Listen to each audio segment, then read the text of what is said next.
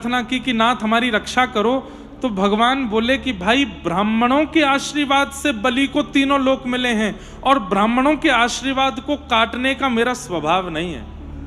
मैं ब्राह्मणों का आशीर्वाद नहीं काट सकता। भगवान होके भी ब्राह्मणों के आशीर्वाद में कितना बल होता है।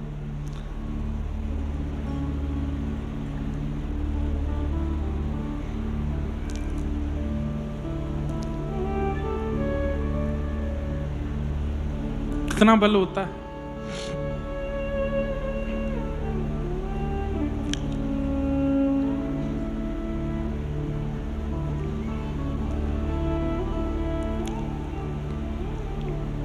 हमें कुछ दिख गया इसलिए हम बोल देते हैं। जितने भी यहाँ सुरक्षा कर्मी हैं उनसे हमारी प्रार्थना है कि वो जूते उतार के आवें पंडाल के अंदर, क्योंकि भागवत जी का मंच है, बिल्कुल भी ये स्वीकार्य नहीं है।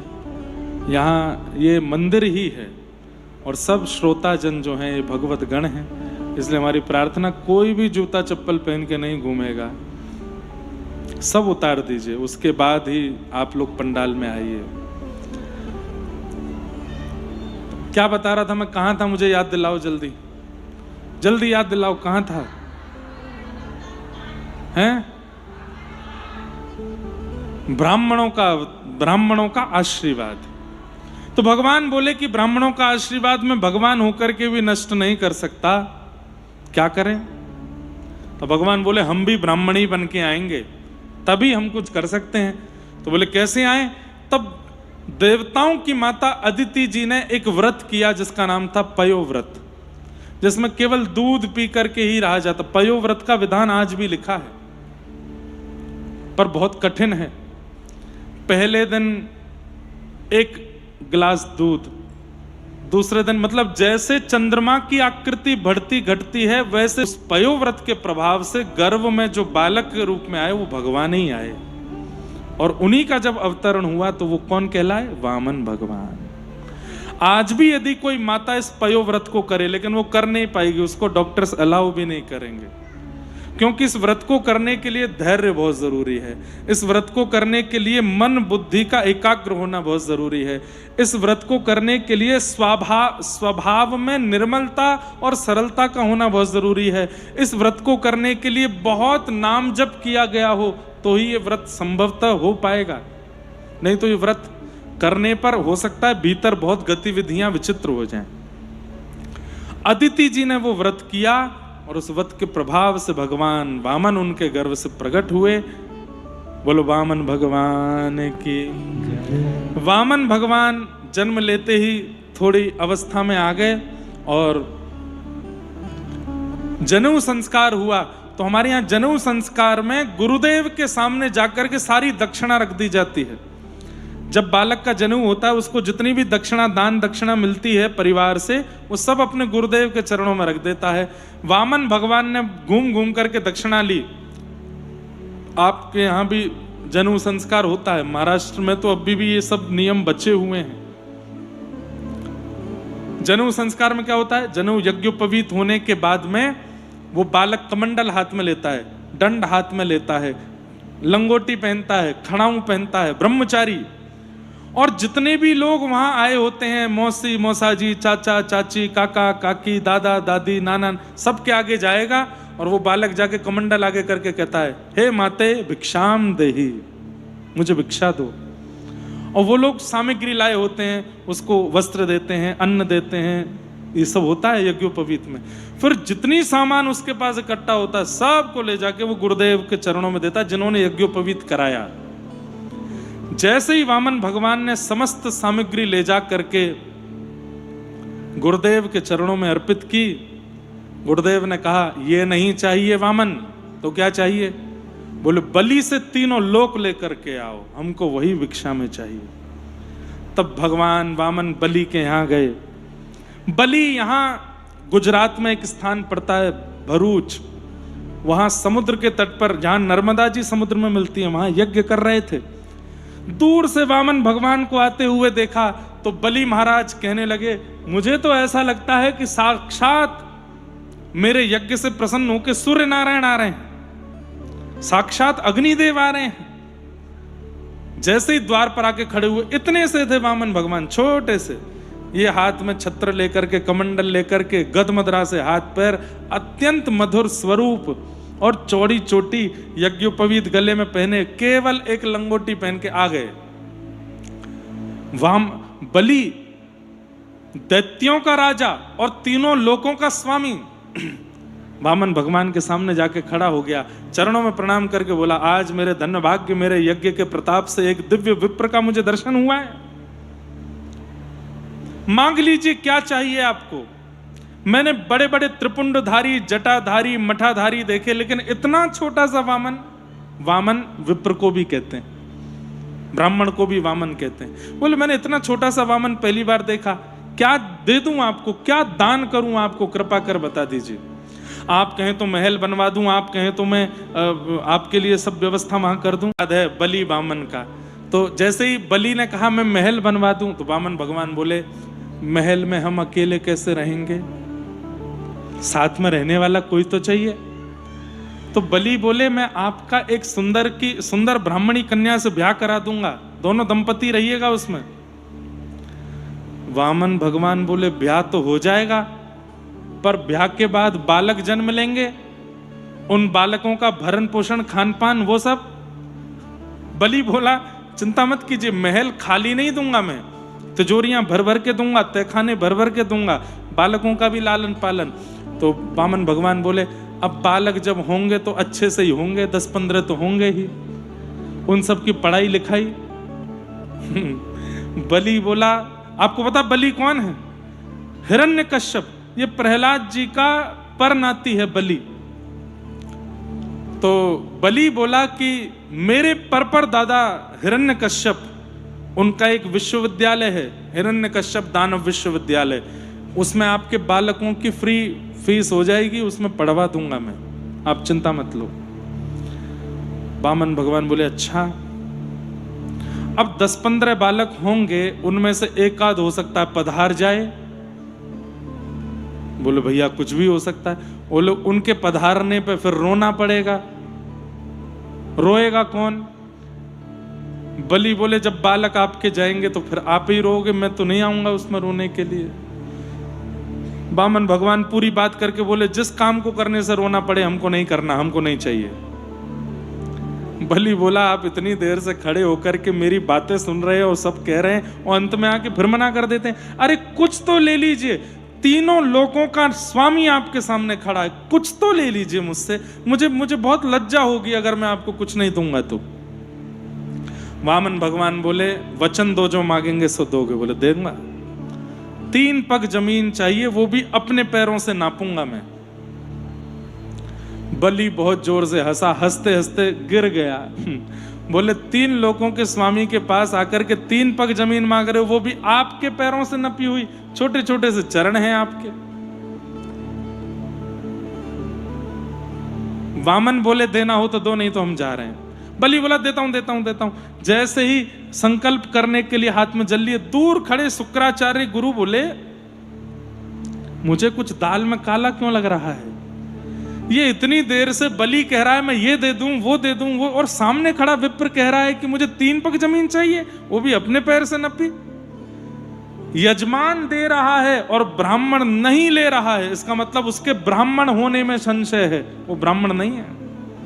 ब्राह्मण मना नहीं करेगा, जो दोगे सब ले लेगा। आप 1 रुपया दो चाहे 1 करोड़ दो, सब स्वीकार है, मना नहीं कर सकता।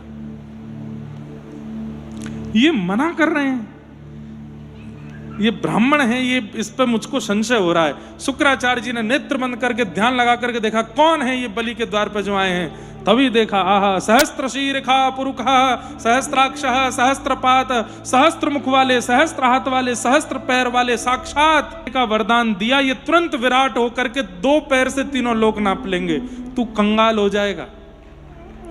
तीसरा पैर रखने के लिए जगह नहीं बचेगी, और दान पूरा नहीं किया तो तुझे नरक जाना पड़ेगा। ये सब देवताओं का षड्यंत्र है। सजल हो गए, अपने गुरुदेव के चरण पकड़ के बोले गुरुदेव अगर ये ब्राह्मण है तो 3 पग से ज्यादा लेगा नहीं, और अगर ये परमात्मा है तो सब लूट के ले जाए, मुझे चिंता नहीं। और मेरे ऊपर तो आपकी कृपा है, मेरे ऊपर तो आपका अनुग्रह है कि आपने मुझे परमात्मा का दर्शन किया। गुरु की यही तो कृपा कि वो बता दे परमात्मा कौन।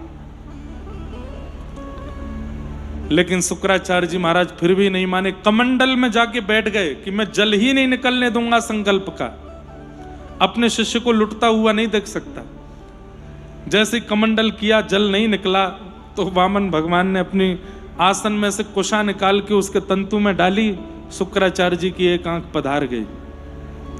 कोई दे रहा है, कोई ले रहा है, तुम बीच में क्यों अड़ रहे हो। जैसे ही जल हाथ में आया, तुरंत वरदान दे दिया, वचन दे दिया, 3 पग जमीन में आपको प्रदान करता हूं। संकल्प देते ही भगवान विराट हो गए। 2 पग से तीनों लोक नाप लिए। तीसरा पग घुमा रहे हैं, ठाकुर जी कह रहे हैं बलि मैंने 2 पग से तीनों लोक नाप लिए, अब तीसरा पग रखने के लिए कुछ नहीं बचा, बता तीसरा पग कहां रखूं, अगर नहीं बताएगा तो तुझे नरक जाना पड़ेगा। बलि ने कहा महाराज मैं तीनों लोकों का स्वामी हूं, आपने 2 पग से तीनों लोक नाप लिए, पर लोकों का स्वामी तो अभी भी बैठा है, तीसरा पग सिर पर रखो, मेरे तीसरा पग मेरे ऊपर रख दीजिए। आपने मेरी संपत्ति अपना ली, पर संपत्ति का स्वामी तो अभी भी बैठा है। भगवान तो इतने मोहित हो गए, तुरंत ठाकुर जी छोटे हो गए और बलि को अपने हृदय से लगा, तूने सिद्ध कर दिया कि तू प्रहलाद के वंश का वंशज है। अरे मैं तो तुझे छलने आया था, तुझे ठगने आया था, तूने हमको ही छल लिया। बलि ने तुरंत सिर नीचे किया। भगवान ने अपना चरण, बंधुओं ये सामान्य बात नहीं है, ठाकुर जी अपने चरण स्पर्श सबको नहीं देते। भगवान ने अपना चरण बलि के सिर पर रखा। प्रहलाद जी महाराज तुरंत प्रकट हो गए, करताल लेके नृत्य करने लगे। अहो भाग्य, अहो भाग्य। बोले कैसे? हे नाथ मुझ पर कृपा की थी, आपने अपना हाथ मेरे सिर पर रखा था, पर धन्य है ये बलि जो मेरे कुल में उत्पन्न हुआ, आपने सर्वांगीण चरण इसके सिर पर पधरा दिए, धन्य है। आज जिस गंगा में स्नान करते हैं लाखों लोग, करोड़ों लोग पापों को धुलते हैं, वो नख के धुलने से प्रकट होती है भगवान के चरणों से। वो चरण किसी के सिर पर रख दें, सामान्य बात नहीं।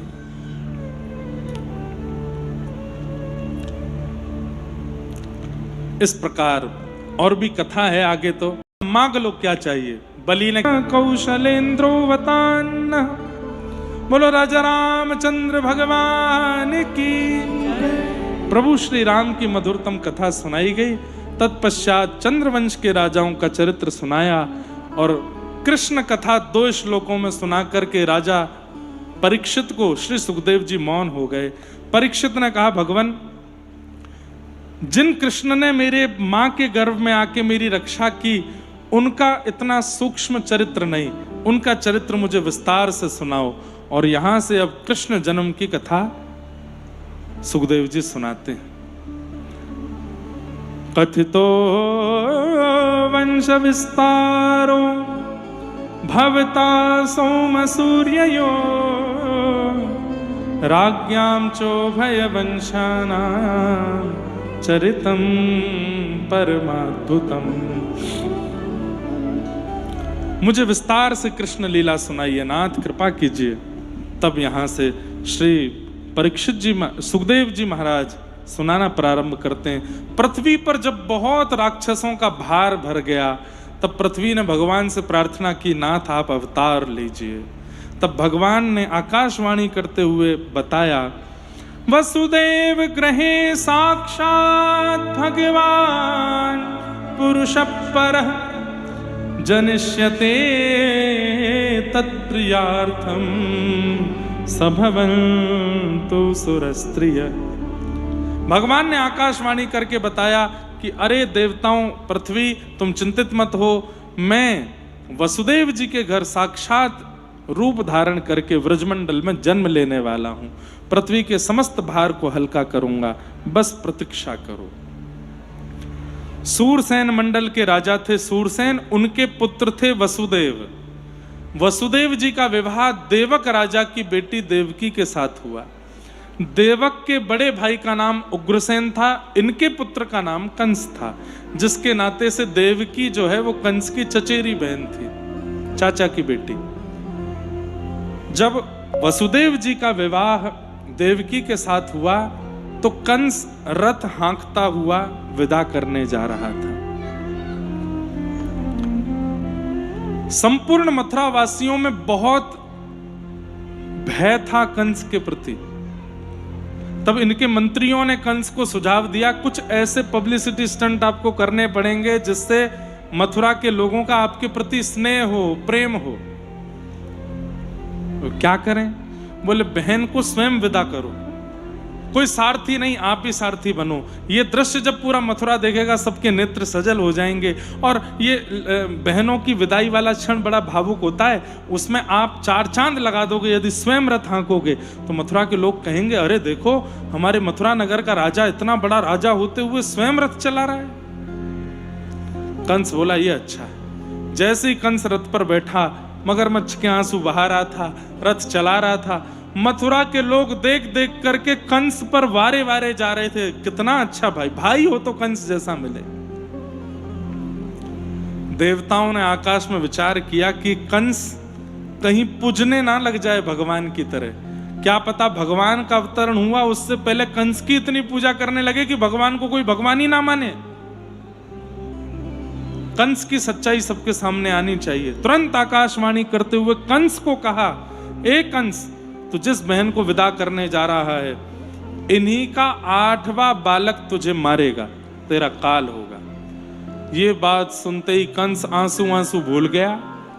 मथुरा के लोगों को क्या दिखाना है सब भूल भाल गया। तलवार हाथ में लेकर के तुरंत देवकी के केश पकड़ करके सर धड़ से अलग करने को चलाने लगा। वसुदेव जी ने तुरंत रोक दिया, इनको मत मारो, ये तुम्हारा काल नहीं है, तुम्हारी बहन है। और देखो सब मथुरावासी तुमको देख रहे हैं। कंस को याद आया, तुरंत तलवार भीतर रखी, बोले लेकिन मैं तुम्हें छोड़ूंगा नहीं, इनका 8वां पुत्र मेरा काल होगा, उसके लिए कुछ निधान करना पड़ेगा। वसुदेव जी बोले मैं वचन देता हूं, जितने बालक जन्म लेंगे मैं सब तुमको दे दूंगा, इनको छोड़ो। बंधु एक और दूसरा इसलिए भी डर लगता है कि मेरे जीवन का जितना लेखा जोखा है, अभी तो मैंने कुछ नहीं भोगा, मृत्यु के बाद ही हमारा सब भोगवाएगा। इसलिए मृत्यु का भय उसके चित्त में सदा बना रहता है। लेकिन परम वैष्णवों को मृत्यु से भय नहीं लगता। कंस को मृत्यु से इतना भय लगता है वो मरना नहीं चाहता। कारागृह में डाल दिया वसुदेव देवकी को, 6 बालकों की हत्या कर दी। 7वें बालक के रूप में बलराम जी महाराज गर्भ में आ गए। भगवान ने तुरंत योग माया वैष्णो देवी का आवाहन करके कहा, ये हमारे शेषनाग भगवान गए हैं 7वें बालक के रूप में, ये जन्म लेते ही वो कर देंगे जो मुझे करना है। क्या कंस को मार देंगे? ये इनका गर्भ स्थानांतरित करो, देवकी मैया के गर्भ से इनको निकाल के कहीं और शिफ्ट करो। बोले कहां करें? बोले वसुदेव पिताजी की एक पत्नी रोहिणी जो है वो गोकुल में रहती हैं, उनके गर्भ में इनको भेजो। तब 7वें बालक का स्थानांतरित करके उनको रोहिणी जी के गर्भ में भेज दिया। और कंस को यह खबर मिली कि वो बालक तो 2-3 महीने में गर्भ में ही नष्ट हो गया। अब 8वां आने वाला है। सैनिक बढ़ा दिए, ताले बढ़ा दिए, सिक्योरिटी टाइट कर दी, कहीं से भी मेरा शत्रु निकल के जाने ना पाए। लेकिन भादों का महीना, अष्टमी तिथि, और महाराज रात्रि के जैसे ही बिल्कुल मध्य रात्रि हुई है, मंदम मंदम जलधारा, आकाश से मंदन मंदम जलधारा गिर रही है कि मैया के गर्भ से एक दिव्य तेज प्रकट हुआ। और शंख की मैया के गर्भ से एक दिव्य तेज प्रकट हुआ और शंख चक्र गदा पद्म धारण करके भगवान श्री कृष्ण का अवतरण हुआ है। बोल बाल कृष्ण लाल की। अहिल्यानगर वासी बेचारे इसलिए इतने धीरे जय बोल रहे हैं कि कंस उठ जाएगा। धन्य हो आप लोग। वड़ा पाव थोड़ा कम खाया कीजिए, पूरन पोली थोड़ी कम खाया कीजिए, थोड़ी दाल और थोड़ा पौष्टिक आहार खाओ ताकि स्वर निकला करे भीतर से। 4 घंटा से हम बोल रहे हैं, हमारे गले को इतनी थकान नहीं होती, आप इतना कैसे थक जाते हो? बोलो बाल कृष्ण लाल की जय। देखो कितनी ऊर्जा छुपा के बैठे हो अंदर, कहां जाओगे इसको लेके? अब ये ऊर्जा दोबारा उठवानी नहीं पड़े, अब इसमें ही रहिएगा। जब जब जय जयकार हो, जब अब उत्सव मनाना है हम लोगों को, आज लगना चाहिए कि हाँ गोकुल प्रकट हुआ है। देखो बंधुओं, भगवान की प्रीति का एक प्रमाण और दूं, वो भगवान हैं, वो चाहे तो सीधे अवतार ले सकते हैं, लेकिन वो मातृ गर्भ में आते हैं, 9 महीना मैया के गर्भ में रहते हैं, माँ को पूर्ण ये अनुभव करा देते हैं कि मैं तेरा बालक हूं। और 9 महीने जी कैसे आए पता है? तमद्भुतम बालकमं भुजेक्षणम चतुर्भुजम शंख गदायुधायुधम श्रीवत्स लक्ष्मम गलसौभ कौस्तुभम पीतांबरम, पूरे तैयार होके आए जैसे कहीं ब्याह में जा रहे हो, पीतांबरी पहन के, मणि गले में पहन के, शंख चक्र गदा पद्म लेके, धोती पहन के। मैया बोली ऐसे कोई बालक जन्म लेता है? मैया जन्म तो हम छोटे बालक के रूप में ही लिए, लेकिन ये तो हमारा परिधान है, हम इसमें प्रकट हो जाते हैं। और ये मामा कंस जन्म लेते ही बालकों को मारने ले आता है, इसलिए हम तो सुदर्शन चक्र गदा आदि सब लेके आए हैं संग में। देवकी मैया बोली मैंने पूर्व जन्म में प्रश्नी सुतपा नाम के हम दोनों दंपति थे, आपसे क्या मांगा था कि आप संतान बन करके आना, और संतान जो सुख माता पिता को देती है वैसा सुख देना। आप तो जन्म लेते ही भगवान बन गए, इसमें हमको मातृपितृ सुख नहीं मिल रहा है। ठाकुर जी बोले मैया तो फिर मेरी बात सुनो। बोले क्या? मैं अभी वस्त्र उतार देता हूं, 2 भुजांतर ध्यान कर देता हूं, शंख चक्र चले जाएंगे, बिल्कुल छोटा बालक बन जाऊंगा। लेकिन फिर अगर आपको चाहिए कि मैं बालकों जैसी लीला करूं तो मैं परिपूर्ण बालक जैसी ही लीला करूंगा, फिर मैं परमात्मा का अंश प्रकट नहीं होने दूंगा। देव की बोली मैं यही चाहती हूं, आप बालक बनो। लेकिन मैया फिर आपको एक वियोग सहना पड़ेगा। क्या? 11 वर्ष के लिए मैं आपसे दूर जाऊंगा। यहां कारागृह में बाल लीला कैसे करता हूं? पिताजी ले चलो मुझे। और वसुदेव जी लेकर के ठाकुर जी को, देव की मैया रोने लगी। भगवान बोले चिंता मत करो मैया, 11 वर्ष की बात है, फिर आता हूं मैं, उसके बाद 100 वर्ष में आपके साथ ही रहूंगा। और भगवान गोकुल के लिए प्रस्थान कर गए। यमुना जी ने मार्ग दिया, वसुदेव जी लाला को लेकर के गोकुल पहुंचे। गोकुल में भी सब गहरी नींद में सोए हैं। यशोदा मैया के बगल में छोटी सी लाली सोई है, वहां भी किसी को कोई पता नहीं, सब गहरी नींद में सोए हैं, मानो जैसे भगवान ने सबको योग निद्रा में सुला दिया। भीतर जाकर के, अच्छा आप कहेंगे महाराज जी वसुदेव जी को कैसे? वसुदेव जी की एक पत्नी रहती थी गोकुल में, रोहिणी, और वसुदेव जी महीने 2 महीने में कारागृह से मुक्त होकर के अपनी पत्नी से मिलने जाते थे। उनको सब पता था गोकुल कहाँ है, यशोदा कौन है, रोहिणी के सब पता था। वसुदेव जी महाराज पहुंचे और नंद भवन में प्रवेश करके यशोदा मैया के बगल में छोटी सी एक लाली सोई है, ठाकुर जी को वहां सुला दिया। उस बालिका को लेकर के वसुदेव जी वहां से निकल गए। वापस जैसी मथुरा पहुंचे, फिर से हथकड़ियां लग गई, बेड़ियां लग गई, ताले लग गए, दरबान उठ गए। क्यों? माया का जैसे आश्रय लेते हो, माया के आश्रय में आते ही बंधन फिर पकड़ लेते, ये माया है। कंस को पता चला 8वें बालक ने जन्म लिया, तुरंत कारागृह में आया, बालिका को पकड़ करके पृथ्वी पर पटका। अष्टभुजी देवी भद्रकाली के रूप में वो बालिका प्रकट हो गई और कह दिया अरे दुष्ट कंस, तूने इतने प्रयास किए अपने शत्रु से बचने के लिए, लेकिन तेरे शत्रु ने जन्म फिर भी ले लिया, और 84 कोस व्रज के अंदर अंदर वो अब बड़ा भी होगा और आके तेरा वध करेगा, कोई नहीं रोक पाएगा। कंस बोला कहां है 84 कोस में, एग्जैक्ट एड्रेस बता दो।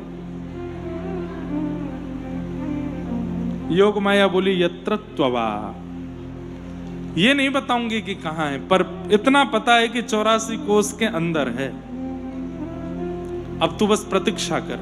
यहां कंस ने बड़े बड़े राक्षसों की फौज इकट्ठी करना शुरू कर दी ढूंढने के लिए कहां है शत्रु।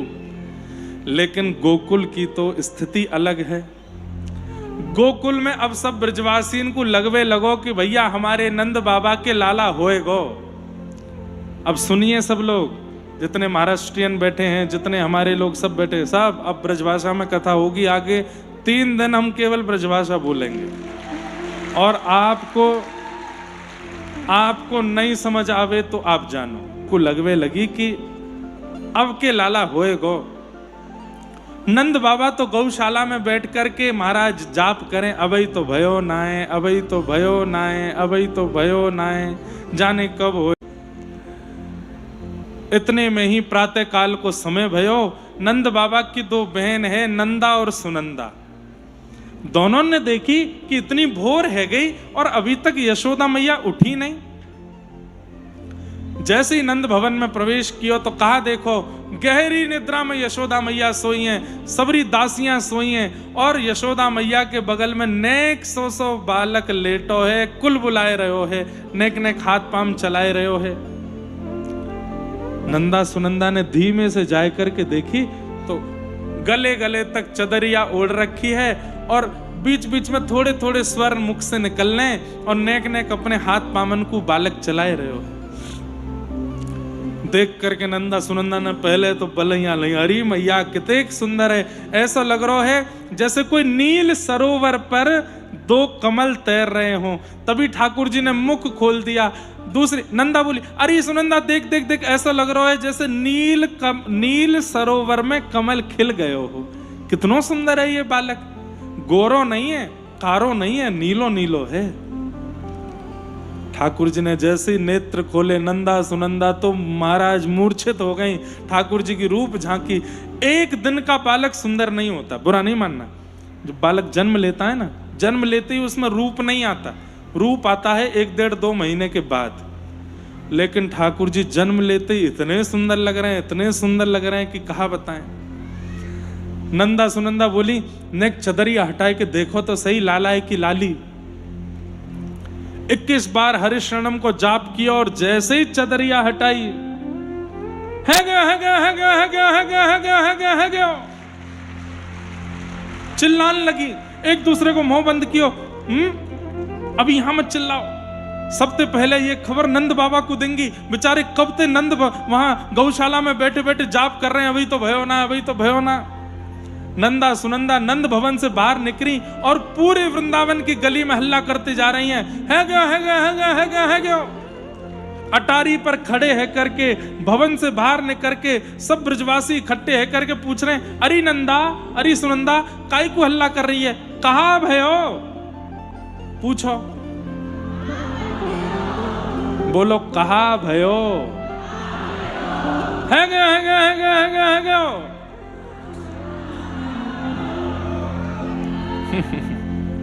पूछनो ही ना आवे आपते। मराठी में कैसे बोलते हैं? क्या हुआ को मराठी में कैसे बोलते हैं? काय झाला? अच्छा, एक बार मेरी कहीं महाराष्ट्र में कथा हुई थी। यहां ताई जी को क्या बोलते हैं? मोटी आई बोलते हैं ना। जो बड़ी बड़ी मम्मी होती है उनको मोटी आई बोलते हैं ना। कितनी बढ़िया भाषा है, मोटी आई, मोती आई, बड़ी आई। तो काई झाला है मतलब क्या हुआ? ब्रज भाषा में बोलो, कहा भयो?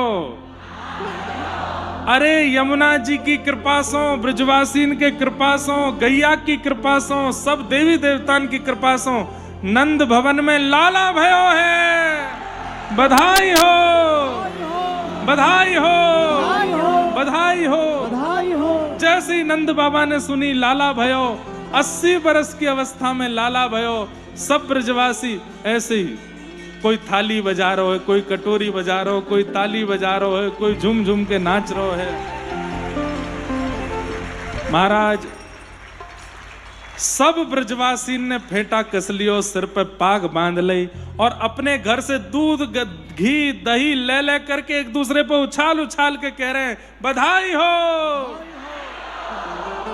अब देखो, जिसने भी धीमे बोला, हाँ है गया, जिसने भी धीरे बोला, अब देखो हम 2 सेक्शन बांट देते हैं। ये बीच में ये एक रैंप है, इधर वाले और इधर वाले। हाँ, जब हम आपसे कहेंगे तो आप लोग जोर से बोलना बधाई हो, और जब आपसे कहेंगे तो आप बोलना। देखते हैं किसकी आवाज ज्यादा आवे हैं।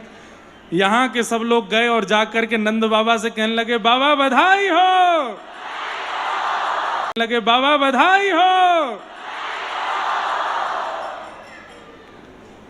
सीधे बैठ जाओ सबरे, थोड़े गला वाला साफ करो अपना।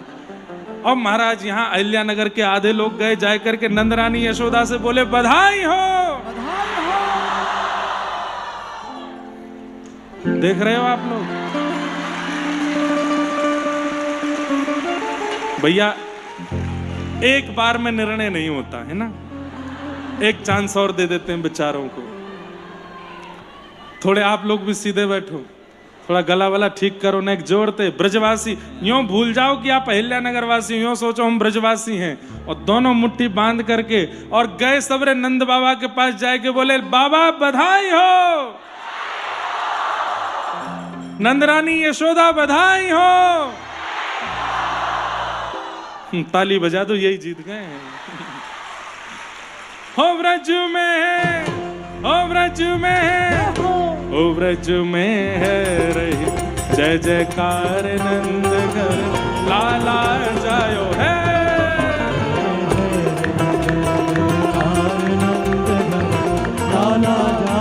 हाँ ब्रज में है रही जय जयकार नंद घर लाला जायो है। जय जयकार नंद घर लाला जायो है, लाला जायो है, नंद रानी ने लाला जायो है। चलो आशीर्वाद दे दो, सबको आशीर्वाद दो। बधाई हो, ओ ब्रज में है, ओ ब्रज में, ओ ब्रज में है रही जय जयकार नंद घर लाला जायो है।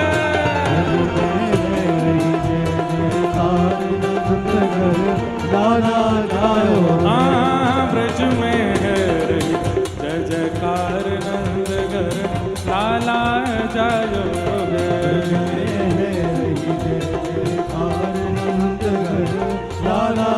नंद के लाला की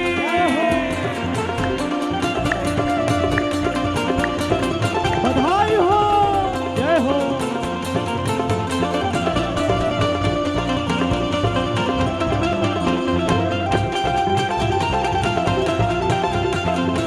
बलबाल कृष्ण लाल जय हो।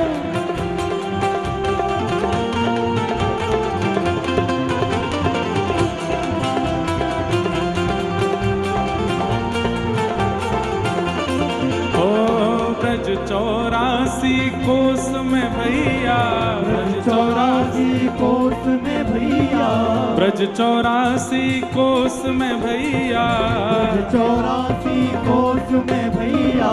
सब कहे धन्य यशोदा मैया, सब कहे धन्य यशोदा मैया, सब कहे धन्य यशोदा मैया, सब कहे धन्य यशोदा मैया। 80 साल की आयु में सुत ऐसो जायो है। 80 साल की आयु में सुत ऐसो जायो है। ब्रज में देखो, आप लोग जोर से जय हो बोलोगे तो ही नीचे आवेंगे हम। हो ब्रज में, हो ब्रज में, जो नहीं बोलेगो वाको बगल वाले की सौगंध है। हो ब्रज में, हो ब्रज में। एक नियम और लगाते हैं, खड़े खड़े नहीं बोलना है, जय हो बोलना है, कम से कम 1.5 फीट ऊपर उछल के बोलना है। हो ब्रज में, हो ब्रज में, हो ब्रज में है रही जय जयकार नंद घर लाला जायो है।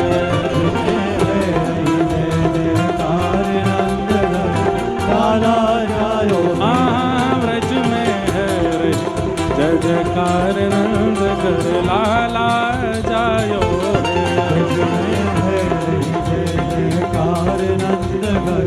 लाला जायो। हे नंद घरा नंद भयो, जय कन्हैया लाल की, नंद घरा नंद भयो, जय कन्हैया लाल लाल की, यशोदा के लाला भयो, जय कन्हैया लाल की, हे यशोदा के लाला भयो, जय कन्हैया लाल हे की, हे नंद घर आनंद भयो, जय कन्हैया लाल की, हे नंद घर आनंद भयो, जय कन्हैया लाल की, आनंद घर आनंद भयो, जय कन्हैया लाल की, आनंद घर आनंद भयो, जय कन्हैया लाल ब्रज की, में रही जय जयकार नंद घर लाला जायो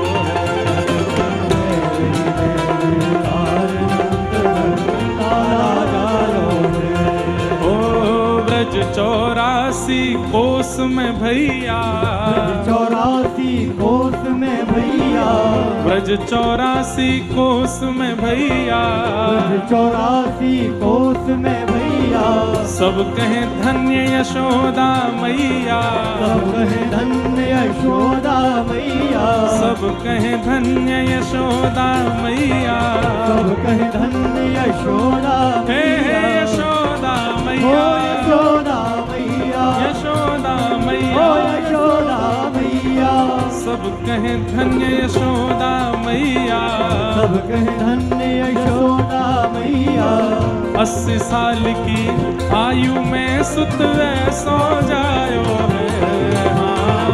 80 साल की आयु में सुत ऐसो जायो है, अरे हाँ 80 साल की आयु में सुत ऐसो जायो है, हाँ। 80 साल की आयु में सुत ऐसो जायो है, और ब्रज जय में हो, आप लोग भूल गए हैं, बगल वाले की सौगंध लगी हुई है आपको, अरे उछल के बोलना है, हो ब्रज में, जय हो, हो ब्रज में, जय हो, हो ब्रज में जय जयकार नंद घर लाला जायो है,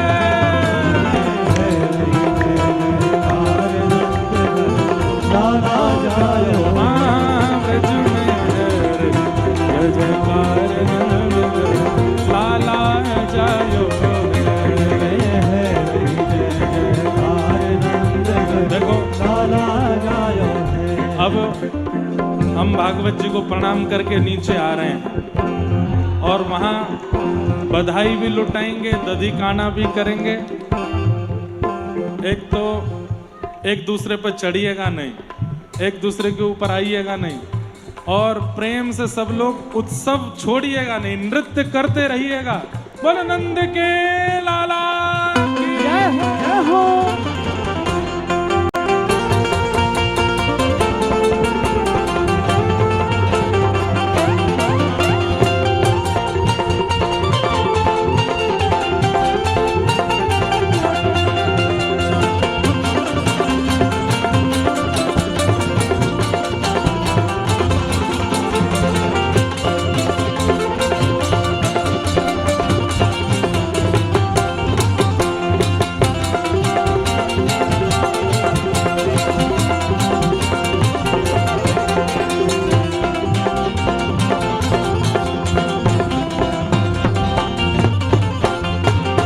ब्रज 84 कोस में भैया, ब्रज 84 कोस में भैया, सब ही कहे धन्य यशोदा मैया, सबई कहे धन्य यशोदा मैया, ब्रज 84 कोस में भैया, ब्रज 84 कोस में भैया, सब ही कहे धन्य यशोदा मैया, सबई कहे धन्य यशोदा मैया, 80 साल की आयु में सुत ऐसो जायो है, 80 साल की आयु में सुत ऐसो जायो है, 80 साल की आयु में सुत ऐसो जायो है, 80 साल की आयु में सुत ऐसो जायो है, हो ब्रज में, हो ब्रज में, हो ब्रज में है रही जय जयकार नंद घर लाला जायो है, ब्रज में है रही जय जयकार नंद घर लाला जायो है, हो ब्रज में है रही जय जयकार नंद घर लाला जायो है, ब्रज में है रही जय जयकार नंद घर लाला जायो है।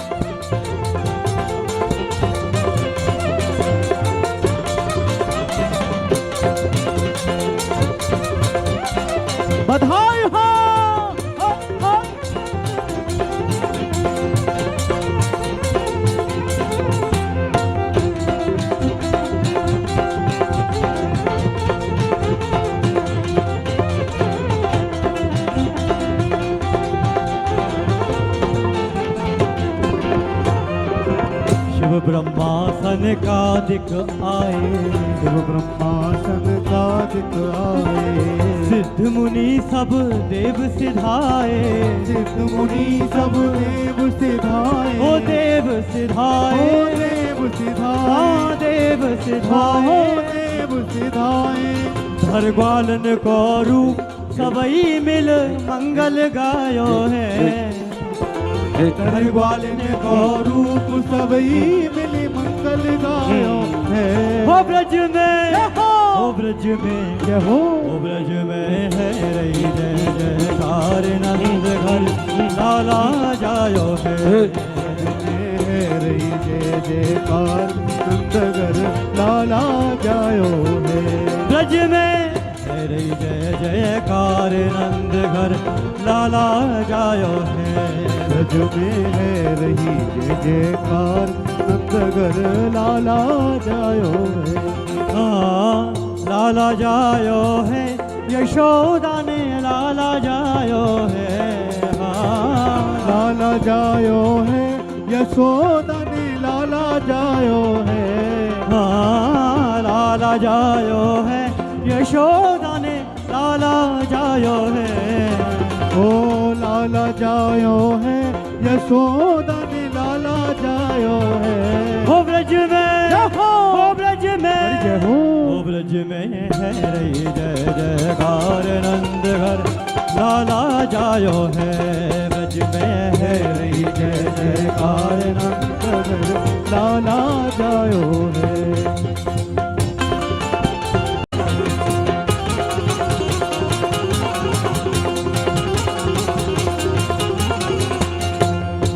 ओ नंद झुके, आनंद झुके, ओ नंद झुके अंगना में बज रही आज बधाई। झुके अंगना में बज रही आज बधाई। ओ नंद झुके अंगना में बज रही आज बधाई। झुके अंगना में बज रही आज बधाई।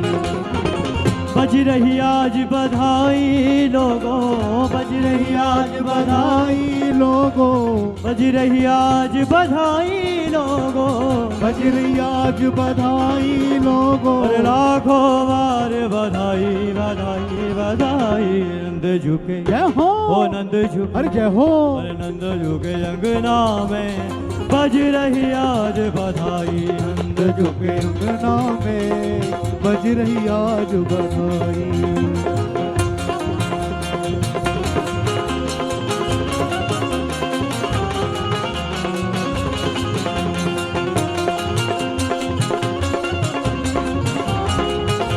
बधाई हो,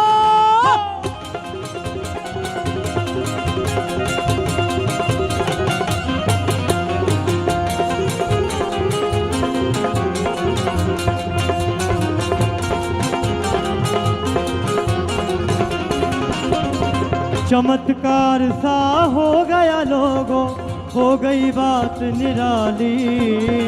चमत्कार सा हो गया लोगों, हो गई बात निराली। हो रात ही रात में नंद बाबा के दाढ़ी हो गई काली।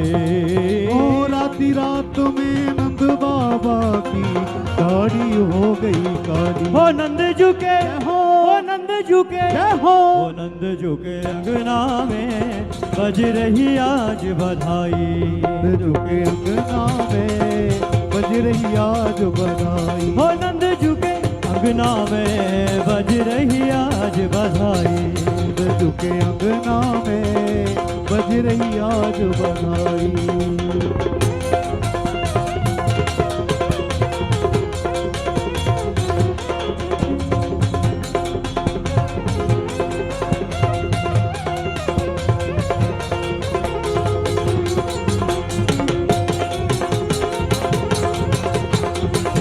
बधाई